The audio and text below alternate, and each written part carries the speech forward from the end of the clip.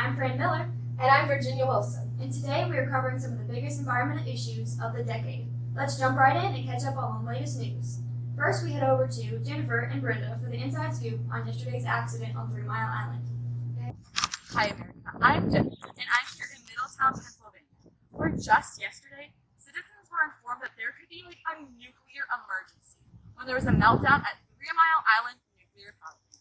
Now I'm here with Plant Supervisor Harold to see what's happening. Yesterday at about 4 a.m. Oh my god, don't touch me! Ew!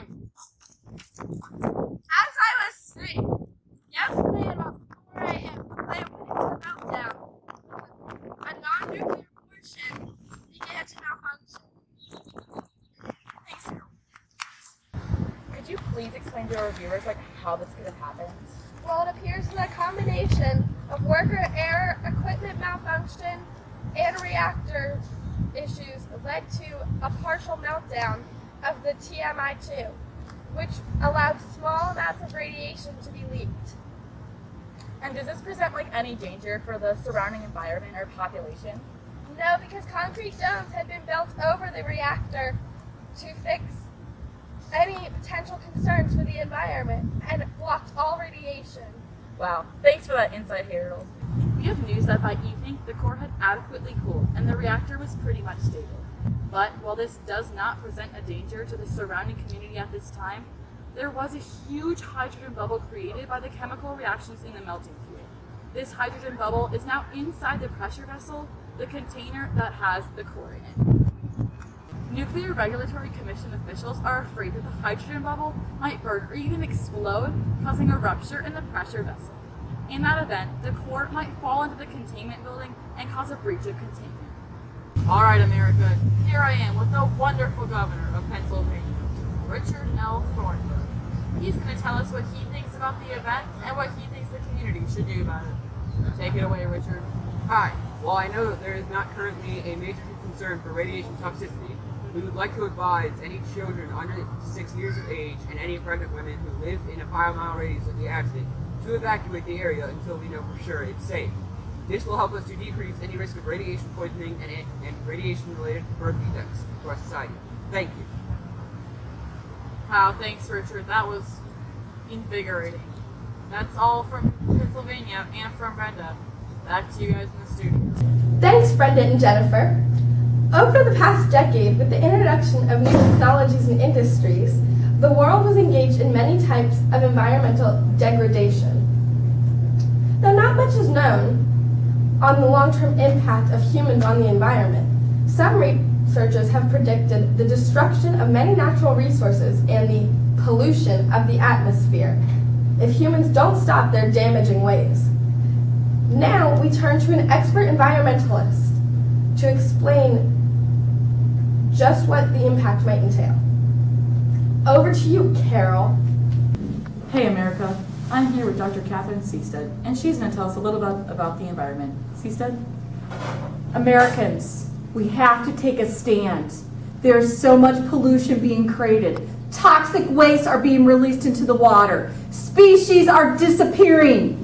We have got to care. We've got to wake up and save the planet. Thank you, Seastead. Back to you guys in the studio. And now we head to upstate New York, where a crisis has recently broken in a small town outside of Niagara Falls. We're going to send it over to Shannon for more information on what's happening there. Hi America, it's Shannon, and I'm here just outside of Niagara Falls in upstate New York, where a small little town called Love Canal, a popular honeymoon spot, is located. Last year, over 800 families had to move out of this area due to poor chemical waste management.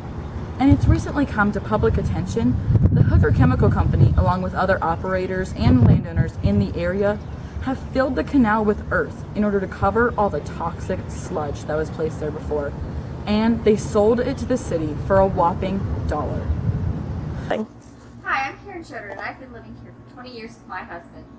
One morning in October of 1974, I had noticed that our brand new fiberglass pool, we were very proud of this purchase, had risen 2 feet above the ground.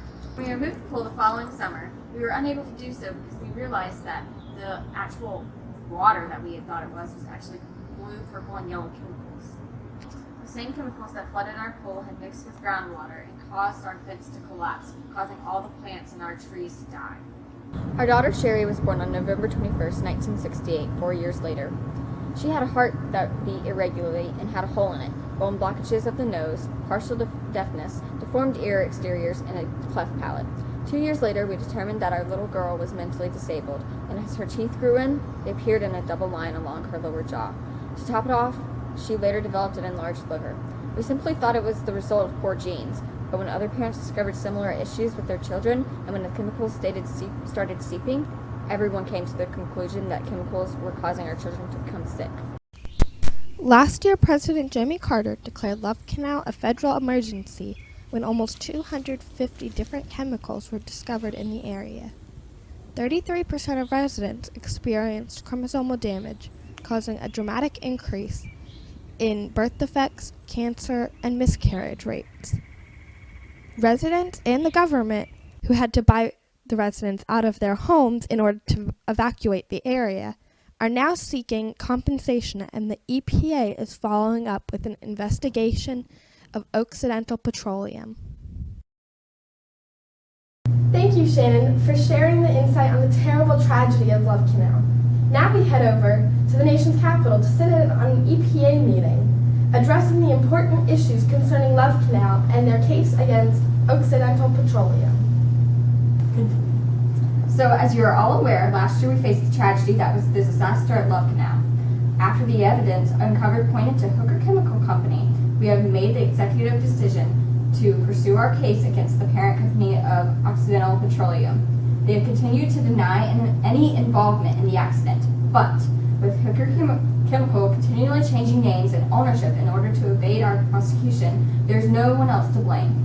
The families and communities who have been impacted deserve compensation not only for their homes, which they have had to evacuate, but also for the negative impacts on their health and children's health. So, that leaves us with Occidental to blame. They, however, claim to have no involvement in the events of Love Canal as they did not buy out the Hooker Company until 1968, 16 years after the canal had been filled and sold. But really, who else is there to blame? So, we have begun to work with our law team, and we will continue to take this case to the courts and argue not only for our sakes, but for the sakes of the citizens who have had their entire lives turned upside down in the aftermath of the Love Canal crisis.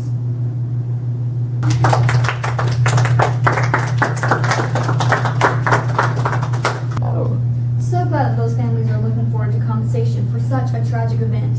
In other news, let's talk about the event that's coming up soon. Back in 1970, Congress declared an annual Earth Day celebration in Washington, D.C.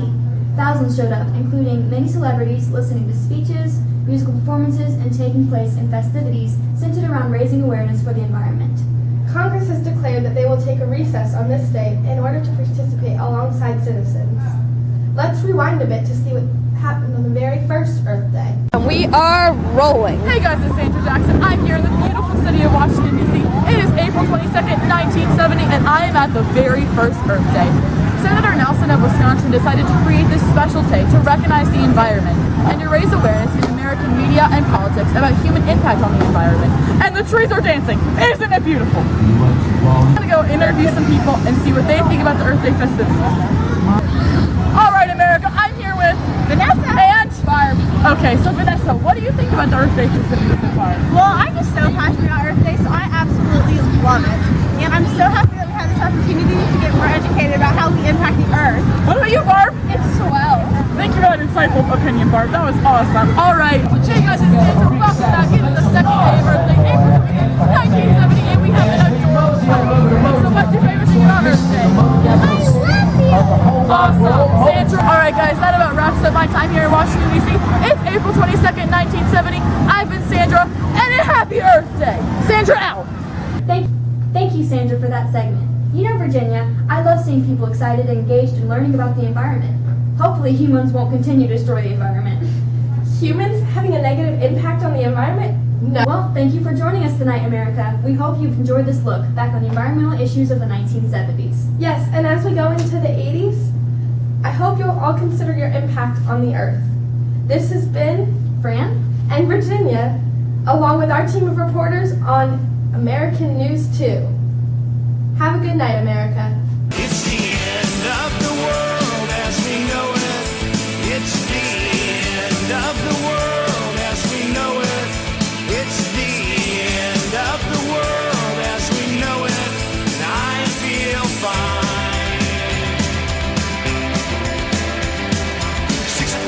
Hey guys, welcome to ANN2.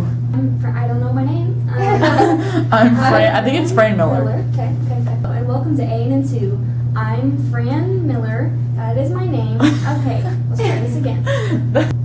Hello, and welcome to. Okay. Hello, and welcome to ANN2. I'm Fran Perkins. Just kidding. Brenda and She was like, let me check. All right, back to you guys. No, back to Sandra. No, all right, y'all. What do I say after that? Like, Wait, what did you say? We're rolling, by the way. Oh, all right. Shannon always looks good. Don't even gotta worry about that. Okay. Hi, America. It's Shannon. I literally just forgot what to say. Okay. I'm ready. Want to say welcome back? Okay. Hey guys, it's I know that there's not currently a major concern for radiation toxicity. Gosh dang it. That's it again, Shannon. Brenda, there's a Coke in the... It's Shannon. Look at my microphone. That's on video now. Just like sticking out. Mom, doesn't Gwen look like a hot 70s reporter? Oh yeah. You know. I mean, like, She started. So, hi. Right when I started rolling. It's like, oh, it's a tragedy. Go ahead, The Gwen. nuclear core has melted my sandal. No way. Are you kidding me? Okay, so now we'll cut it. We'll cut it together. Okay. We gotta go.